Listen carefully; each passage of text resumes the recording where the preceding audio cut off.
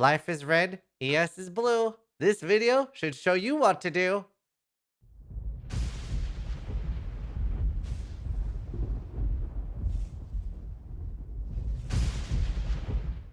Hi, Zizaran here with another video, and today we are going to talk about Energy Shield or CI Chaos Inoculation. So basically, the blue life.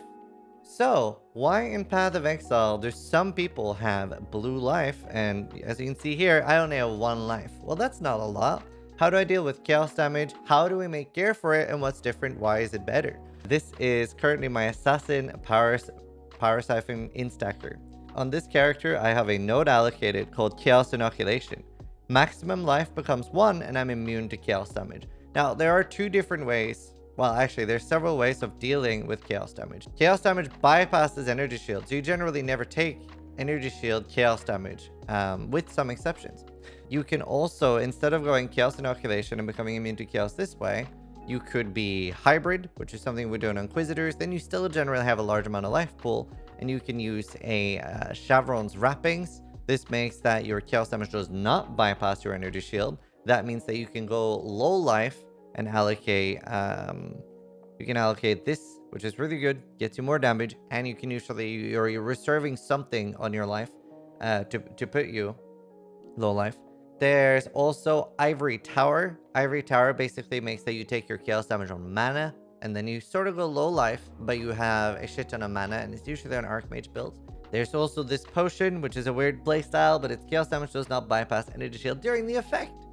But yeah, I mean, it's a weird playstyle. But either way, that's like the different ways of being blue life.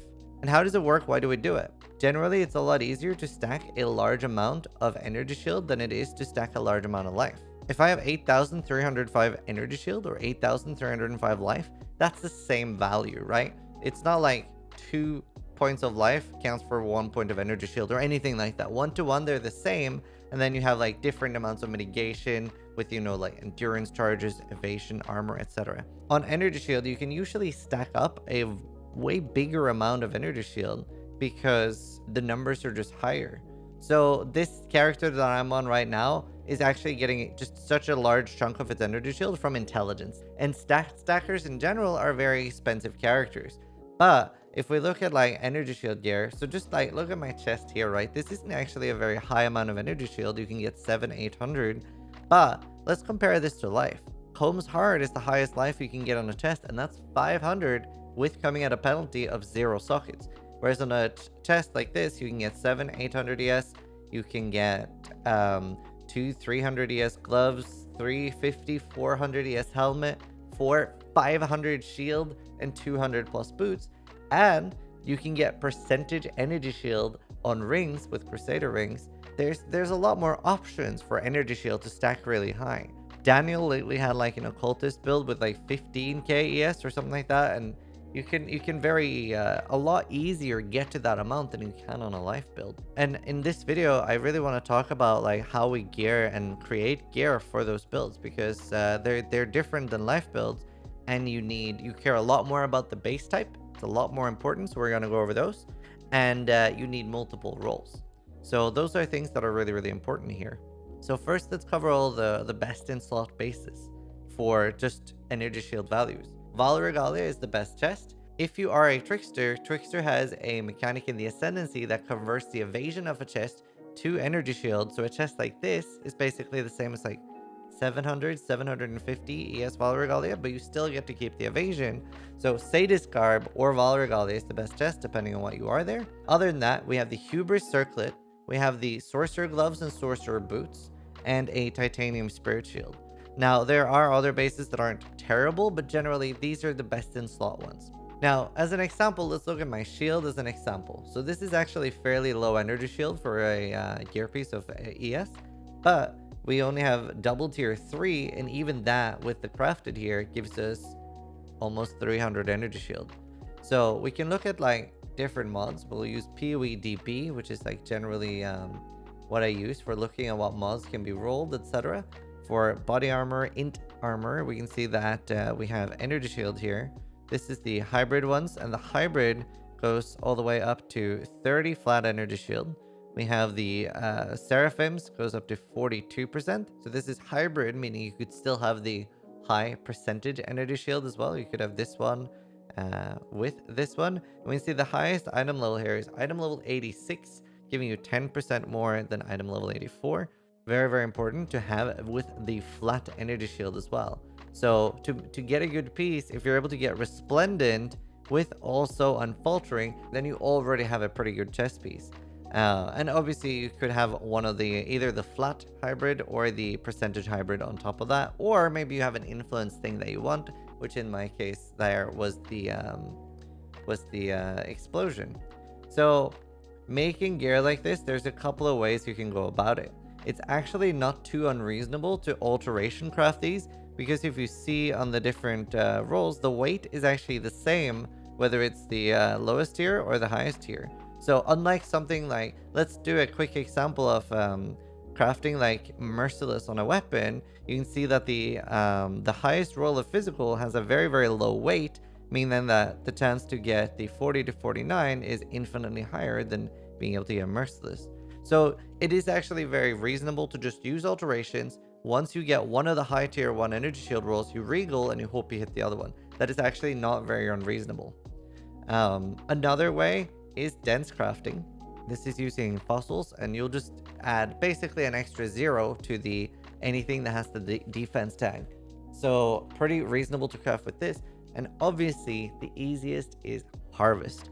Having a couple of energy shield items that you're working on, try to get some item level 86 titanium spirit shield, Val Regalia, Hubris Circlet, etc. And then you're throwing the reforge with defense multipliers. Keep reforging that until you have a pretty solid piece, and that is very, very easy to craft. Getting the gear for a character that you're working on over time is really, really good. Now, obviously, a big drawback to ES characters or a thing that can be complicated, you can't level with them. It's not like life gear, like you will have to do a respec. You can't just rush CI and like, poggers, dude, I have 800 energy shield in Act 7 or something like that. It's very, very hard to do. And when respecing a character to your build, I would recommend opening Path of Building and copy pasting the gear in before you switch over. And copy pasting, if you don't know, just as a quick tip, is very easy. So if I open up, this even works in Notepad. So if I hold over my test piece here, I do Control C, this is now on my copy paste. There's no third party thing, that's just in the game.